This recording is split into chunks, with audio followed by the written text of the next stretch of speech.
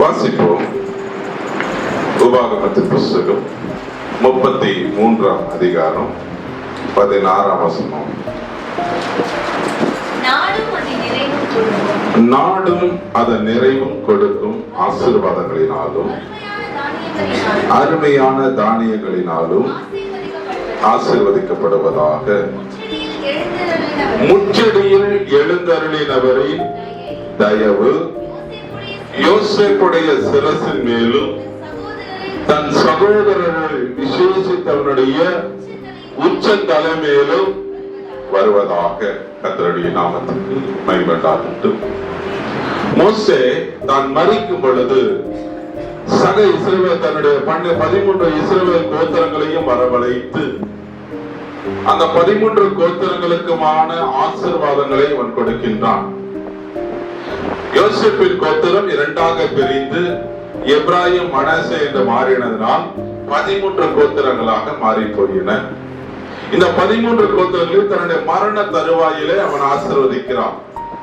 இஸ்ரவேலருடைய வாழ்க்கை வரலாற்றிலே மரண தருவாயில் ஒரு தகப்பன் கொடுக்கின்ற ஆசீர்வாதம் அது அந்த பிள்ளைகள் மேல் வந்து பழித்தது என்று நாம் பார்க்கிறோம். அந்த ஆசீர்வாதத்தை பெற்றுக் கொள்வதற்காக இந்த நம்ம போலீஸ் ஸ்டேஷன்ல கூட சொல்லுவாங்க, ஒரு கைதி அல்லது ஒரு பாதிக்கப்பட்டவர் அவருடைய மரண தருவாயில் கொடுக்கின்ற மரண வாக்குமூலம் மிக மிக முக்கியமானது. அந்த மரண வாக்குமூலம் ரொம்ப முக்கியமானது. அதுபோல இங்க மரண தருவாயிலே கடைசி இறுதி நாட்களிலே ஒரு பரிசுத்தவான் அல்லது ஒரு கோத்திரப்பிதா தன்னுடைய கோத்திரங்களை ஆசீர்வதிக்கிற ஆசீர்வாதத்தை இந்த வேதத்திலே பார்க்கிறோம். யாக்கோபு தன்னுடைய பிள்ளைகள் 13 கோத்திரங்களையும் ஆசீர்வதிக்கிறான். யாக்கோபு யோசேப்பின் 2 பிள்ளைகள் எப்ராயிம் மனாசேவை ஆசீர்வதிக்கிறான். மோசே யாக்கோபுடைய அந்த 13 கோத்திரங்களையும் 12 பிள்ளைகளையும் அவன் ஆசீர்வதிக்கிறதை அங்கு பார்க்கிறோம். அவருடைய இறுதி நாட்களிலே இவைகளெல்லாம் செய்தார்கள். அதே போல யோசுவா தன்னுடைய இறுதி நாட்களிலே தன்னுடைய பிள்ளைகளை ஆசீர்வதித்தான். எங்க அழகாய் வாசிக்கிறோம், மோசே அந்த 12 பிள்ளைகளுக்கும் 13 கோத்திரங்களுக்கும் ஆசீர்வாதத்தை கொடுக்கும் பொழுது யோசேப்புக்கு ஆசீர்வாதத்தை கொடுப்பதை மட்டும் நீண்ட பட்டியலாக பார்க்கிறோம். காரணம், யோசேப்பு அவர்களை பஞ்சத்திலே காப்பாற்றினபடியா அதற்கான நன்றி விசுவாசத்தோடு கூட அதற்கான ஆசீர்வாதங்கள் இரட்டிப்பாக பன்மடங்கு அவர்கள் மேல் வந்ததை நாம் பார்க்க முடிகிறது. நன்றாக பாருங்கள், ஒரு மனிதன் இஸ்ரவேல் ஜனங்களை பஞ்சத்திலே காப்பாற்றினபடினால், அந்த சந்ததியை அழியாமல் காப்பாற்றினபடினால் அவனுக்கு கொடுக்கின்ற ஆசீர்வாதங்கள் என்ன, நான் கூட செஞ்சேன், எனக்கு என்ன வரும், நான் கூட செஞ்சிருக்கேன் ஆண்டவருக்காக என்ன கிடைக்கும், அவனுக்கு கிடைக்கிற ஆசீர்வாதங்கள் மட்டும் நீண்ட பட்டியலாக பன்மடங்கு ஆசீர்வாதமாய் அமைந்தது. மோசே யோசேப்பை ஆசீர்வதிக்கும் பொழுது தனக்கு கிடைத்த சொந்த ஆசீர்வாதங்களையும் அனுபவங்களையும் வைத்து எக்ஸ்ட்ராவாக அவனை ஆசீர்வதிக்கிறான். மற்ற எல்லாருக்கும் கொடுத்த ஆசீர்வாதங்களை காட்டிலும்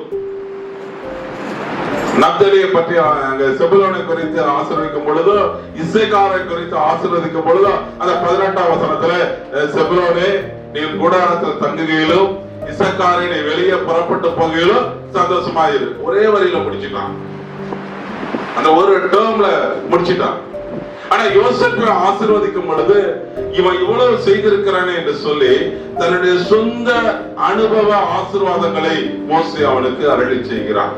வாசிப்போம் அவனுடைய முழு ஆசீர்வாதத்தை யோசு அந்த உபாகமம் 33ஆம் அதிகாரம் 13 வாசிங்க.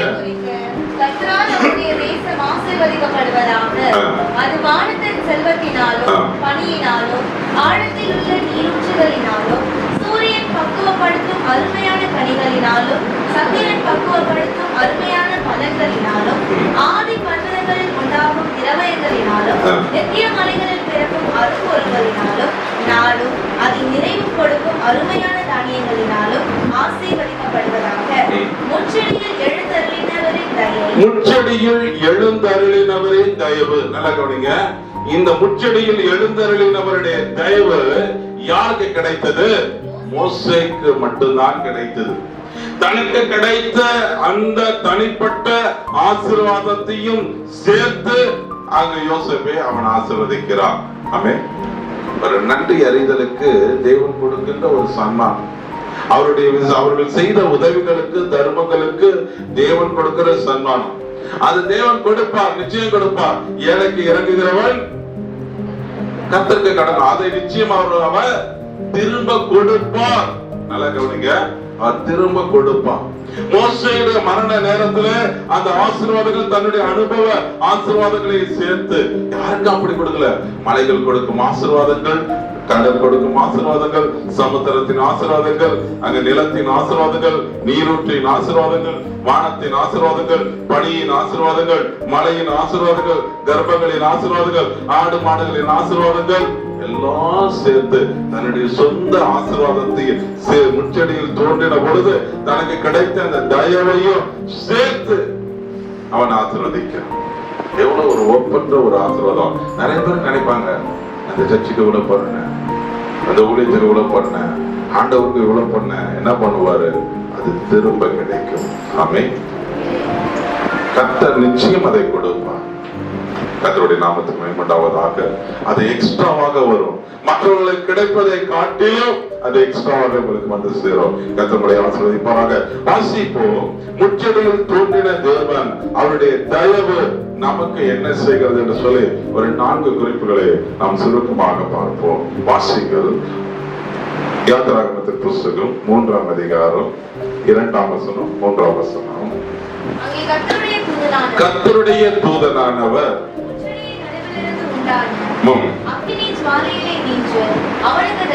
கர்த்தருடைய தூதனானவர் முச்செடியின் நடுவில் இருக்கிற எரிகிற முச்செடியில் இருந்து அவனுக்கு தரிசனமாகிறார். மோசே மீதியான் வனாந்தரத்திலே ஆடுகளை மேய்த்து கொண்டு இருக்கிறார். அப்பொழுது கர்த்தருடைய தூதன் அங்கு அவனுக்கு தரிசனமாகிறார். ஒரு முள்ளு செடி மிகவும் பயங்கரமாக கொழுந்து விட்டு ஜுவாலித்து எரிகிறது. ஆனால் அந்த இலைகள் கொஞ்சம் கூட கருகவில்லை. இவ்வளவு கடுமையான தீயின் மத்தியிலும் நெருப்பின் மத்தியிலும் அந்த செடிக்கு கொஞ்சமும் சேதம் இல்லை. என்னடா இவ்வளவு கடுமையா எரியுது, அந்த இடத்துல செடி கொஞ்சம் கூட கருகல, கொஞ்சம் அப்படியே பச்சை பசேல் என்று இருக்கிறது என்று சொல்லி இந்த அதிசய காட்சியை நான் கிட்ட போய் பார்ப்பேன் என்று வரும் பொழுது அந்த முச்செடியில் அந்த ஜுவாலையின் நடுவிலே தேவன் அவனோடு கூட பேசினான். கர்த்தருடைய தூதன் பேசுகிறார். என்ன பேசுகிறார்? அந்த கர்த்தருடைய தூதன், என்னுடைய பெயர் இருக்கிறவராகவே இருக்கிறேன் என்று பேசுகிறார். அந்த பேரு தான் யாவே என்று எபிரேய மொழியிலே வரும். யெகோவா என்று பிற்காலத்தில் அழைத்தாங்க. வவல்ஸ் சேர்க்காம யாவே என்றும், உயிரிழத்துகள் சேர்த்தா யெகோவா என்றும் அழைத்தார்கள். நல்ல கவனிங்க. இங்க தேவன் அங்க கர்த்தருடைய தூதன் அங்க அழகாக அவனுக்கு தரிசனமாகினார். அங்க தரிசனமாகி என்ன சொல்லுகிறார்? வாசிப்போம். அந்த 7, 8 ஆகிய வசனங்களிலே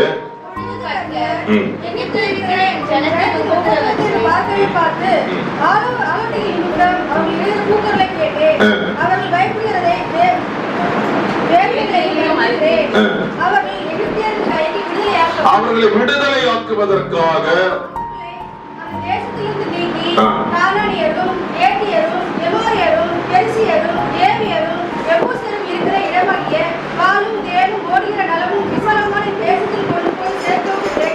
இறங்கினேன் என்று கர்த்தர் சொல்லுகிறார். 2 காரியங்களுக்காக அவர் இறங்கி வருகிறார். ஒன்று, உங்களை விடுவிப்பதற்காகவும் உங்களை நலமான இடத்துல கொண்டு போய் சேர்ப்பதற்காகவும் நான் இறங்கி வந்திருக்கிறேன். இஸ்ரவேல் ஜனங்கள் எகிப்திலே கிட்டத்தட்ட 430 ஆண்டுகள் இருந்தார்கள். இதை வேத வல்லுநர்கள் 215 ஆண்டுகள் செழிப்பான ஆண்டுகளாகவும் 215 ஆண்டுகளாக அவர்கள் அடிமைத்தனத்தின் ஆண்டுகளாகவும் பாவிக்கிறார்கள். இது அடிமைத்தனமாக தலைமுறையாக வாழ்ந்து வந்த இஸ்ரவேல் ஜனங்கள் அவர்களை தேவனை நோக்கி கூக்குரல் எடுக்கிறார்கள். அவர்கள் மிகுந்த உபத்திரவுகள். இஸ்ரவேல் ஜனங்கள் உலகத்தினுடைய 7 அதிசயங்களில் ஒன்றான பிரமிடுகளை கட்டிக்கொண்டிருக்கிற காலம் அது.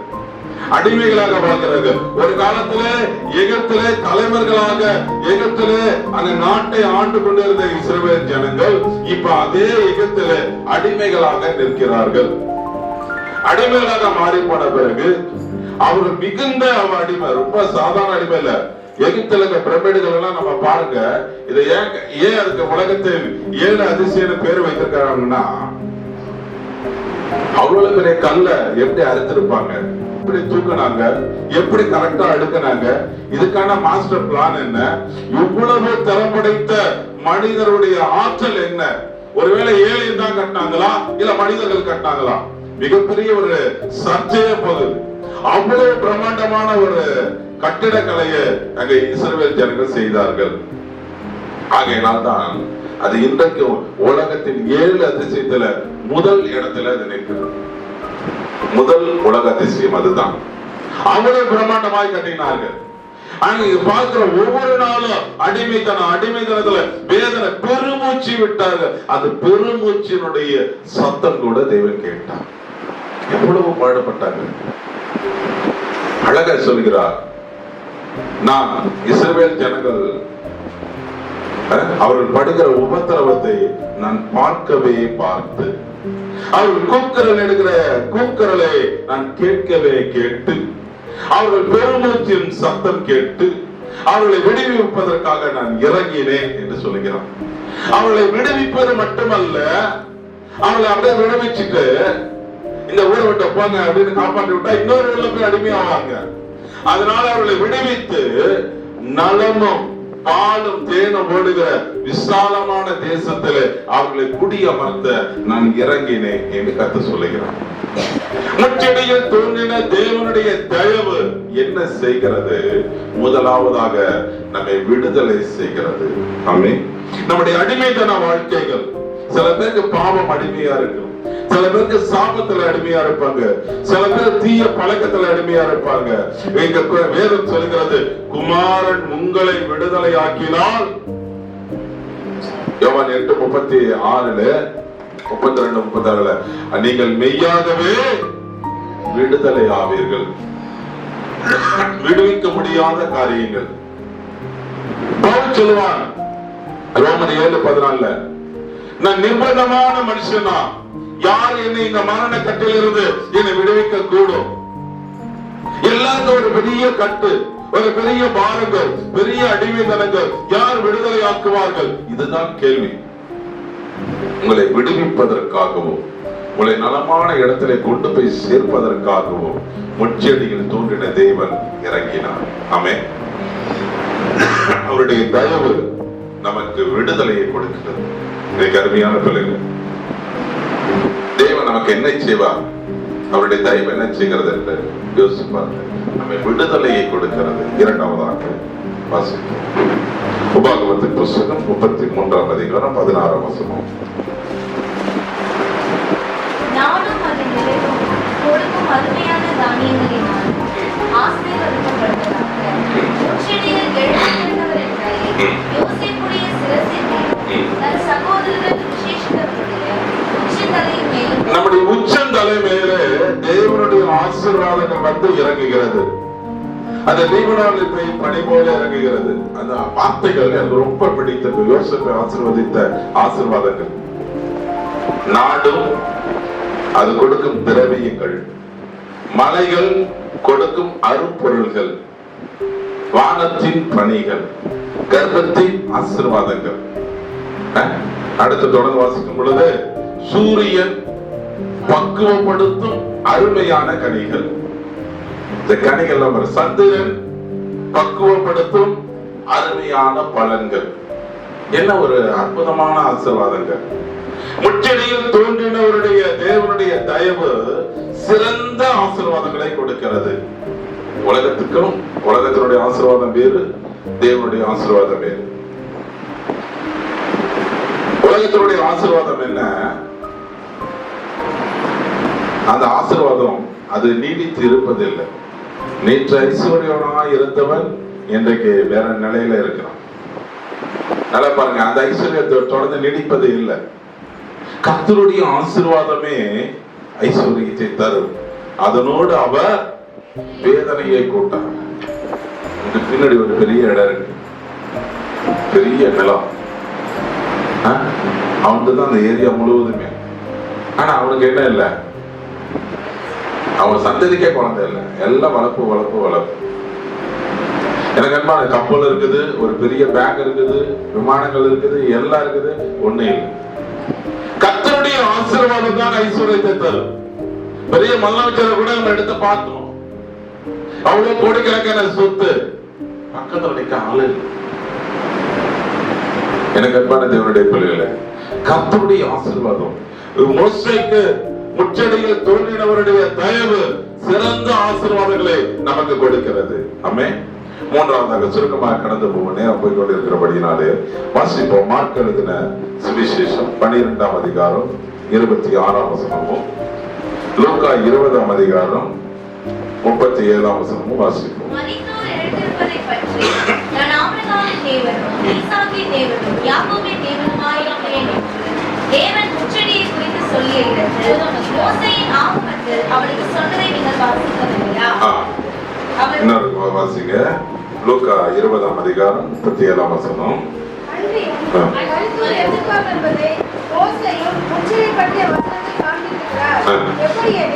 கர்த்தரை ஆபிரகாமின் தேவன் என்றும் ஈசாக்கின் தேவன் என்றும் யாக்கோபின் தேவன் என்றும் சொல்லியிருக்கிறார். அவர் மரித்தோரின் தேவனாய் இராமல் ஜீவனுள்ளோரின் தேவனாய் இருக்கிறார். எல்லாரும் அவருக்கு இன்னொரு வசனத்தை நம்ம வாசிக்கிறோம். அதே மார்க்ல 12ல 24ஆம் வசனத்தை கொஞ்சம் நம்ம வாசிப்போம். இயேசு அவர்களுக்கு பிரதியுத்தரமாக வேத வாக்கியங்களையும் தேவனுடைய வல்லமைகளையும் அறியாததை நான் அல்லவோ தப்பான எண்ணம் கொள்ளுகிறீர்கள். கர்த்தருடைய நாமத்துக்கு ஸ்தோத்திரம். பரிசேயர்கள் வேதபாரகர்கள் இயேசுவினிடத்துல வந்து ஒரு கேள்வியை முன்வைக்கிறார்கள். என்ன ஒரு கேள்வி? ஐயா, ஒருவன் கல்யாணம் பண்ணினான், சந்தானம் இல்லை, அவன் இறந்து போயிட்டான். அவனை இன்னொருத்தன் அவனுடைய சகோதரன் கல்யாணம் பண்றான், அவனும் இறந்து போயிட்டான். இப்ப அவனுக்கும் குழந்தை இல்லை. 7 பேரும் கல்யாணம் பண்ணாங்க, 7 பேரும் செத்து போயிட்டாங்க, கட்சியில குழந்தை இல்லை. இந்த 7 பேரும் அருமையில வந்து நிற்கும் பொழுது அவள் யாருக்கு மனைவியா இருப்பாள் அப்படின்னு ஒரு கேள்வியை கேட்டாங்க. இது ஒரு தோராயமா குத்து மதிப்பா கேட்கறது, நடந்த சம்பவம். இயேசு அந்த இடத்துல 2 பிரிவு இருக்கிறாங்க. ஒருவர் சதுசேயர்கள், ஒருவர்கள் பரிசேயர்கள். பரிசேயர்கள் உயிர்த்தெழுதல் உண்டுன்னு சொல்லுவாங்க, சதுசேயர் உயிர்த்தெழுதல் இல்லைன்னு சொல்லுவாங்க. இந்த 2 பிரிவுகளை உள்ளடக்கின சங்கத்துக்கு பேர் தான் ஆலோசனை சங்கம். இந்த குழப்பவாதிகளை வைத்துக் கொண்டு அந்த சங்கத்துக்கு பேர் என்னது? இவன் எதிரா பேசுவான், புதிரா பேசுவான். இந்த சங்கத்துக்கு பேரு ஆலோசனை சங்கமா. ஒருத்த தேவதூதன் உண்டுன்னு சொல்லுவான், ஒருத்த தேவதூதன் இல்லைன்னு சொல்லுவான். இயேசு கிறிஸ்துவிடம் அந்த கேள்வி வரும் பொழுது இயேசு மிக அழகாக பதில் கொடுக்கிறார். என்ன கொடுக்கிறார்? உயிர்த்தெழுதல் உண்டா இல்லையா? அவர் பேசும் பொழுது முதல் வரியில சொல்றாரு, முச்சடியில் தோன்றின தேவன் மோசேயுடைய ஆகமத்திலே அவனுக்கு காட்சி கொடுக்கும் பொழுது, நான் ஆபிரகாமின் தேவனும் ஈசாக்கின் தேவனும் யாக்கோபின் தேவனுமாய் இருக்கிறேன் என்று சொன்னாரே ஒழிய இருந்தேன் என்று சொல்லவில்லை. அவர் மரித்தவர்களின் தேவனாய் இராமல் இப்பொழுது மரித்த உயிரோடு இருந்து எனக்கு சதா உயிரோடு இருக்கிறவர்களுடைய தேவனாய் இருக்கிறார். ஆகையினாலே வேத வாசி அந்த 14 மறுபடியும் வாசிங்க. 24 வேத வாக்கியங்களையும் தேவனுடைய வல்லமைகளையும் அறியாமல் இருக்கிறீர்கள். நீங்கள் தப்பெண்ணம் கொள்ளுகிறீர்கள், தப்பான எண்ணம் கொள்ளுகிறீர்கள். இயேசு அவருடைய சிந்தனைகளை பிடித்துக் கொண்டார், அவருடைய சிந்தனைகளை நன்றாக வகையறைத்தார். எல்லாருக்கும் சந்தேகம், பைபிளை பற்றி சந்தேகம், இது இப்படி இருக்குது, அது அப்படி இருக்குது. ஏன் இதனுடைய பேக்ரவுண்ட் தெரியாது, அதனுடைய பேக்ரவுண்ட் தெரியாது.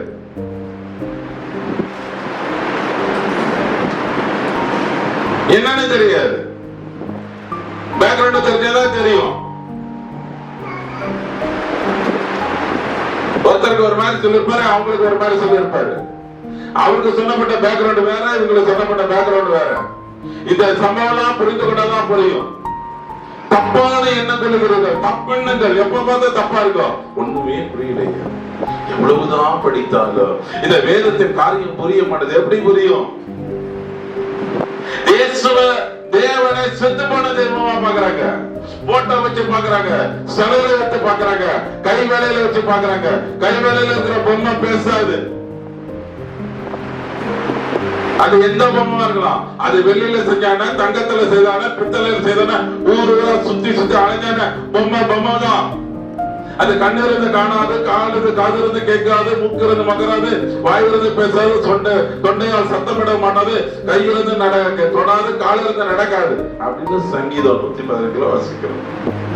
அவர் ஜீவனுள்ள தேவன் மட்டும்தான் பேசுறவர்.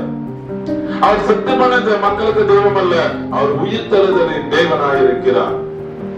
அவர் உயிர்த்தெழுந்த மக்களுக்கு ஆபிரகாம், ஈசாக்கு, யாக்கோபு உங்களுடைய முற்பிதாக்கள் செத்து போட்டாங்க, நீங்க நம்புறீங்க. தேவன் எப்படி பேசுறாரு? அவர்கள் என்னோடு இருக்கிறார்கள் என்பதாக பேசுறாரு.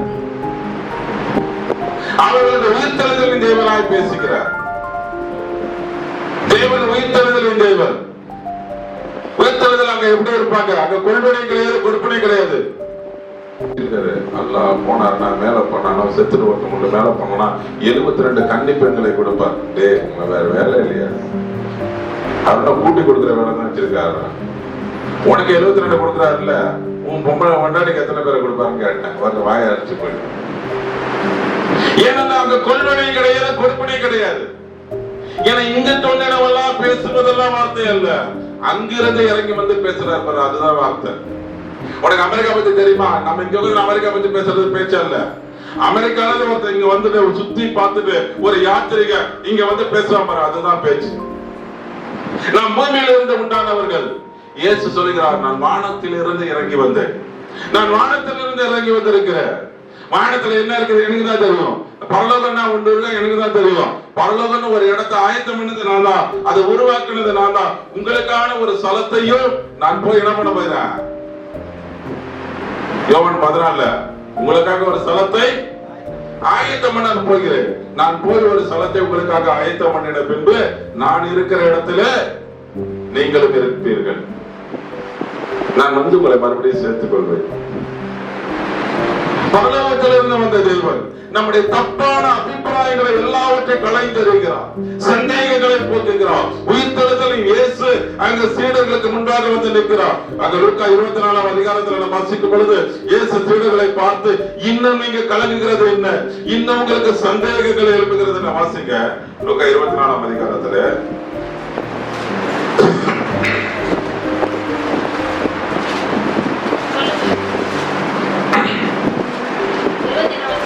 24 அதிகாரம் 37 வசனத்துல அவர்கள் கலங்கி பயந்து ஒரு ஆவியை காண்கிறதாக நினைத்தார்கள்.